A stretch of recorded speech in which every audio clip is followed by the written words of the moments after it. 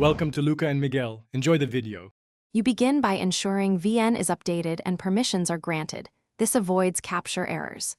Import a clear face clip. 720p or higher helps the algorithm. Then tap the clip to open Inspector. Once done, choose the tracking menu and pick Face Tracking. This initializes VN's facial model. You do this now because it establishes anchor points for overlays and effects.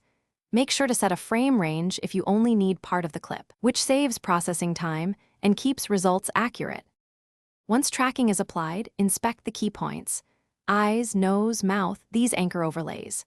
If the tracker drifts, add manual keyframes at problem frames and nudge points back in place. This maintains sync. Then add your mask, sticker, or effect layer and parent it to the face track so it follows movement. Make sure to set scale and rotation relative to the anchor and apply smoothing carefully. Lower smoothing for sharp movement, higher for handheld jitter. Preview in real time to confirm alignment and timing. You finish by rendering a short segment to verify the composite. This exposes subtle misalignments before full export. If you see flicker at eyes or mouth, increase smoothing slightly or insert 1 to 3 corrective keyframes near the issue. This prevents visible jumps. For occlusion, split the clip at the problematic range, retract the isolated segment, then join with a discrete crossfade.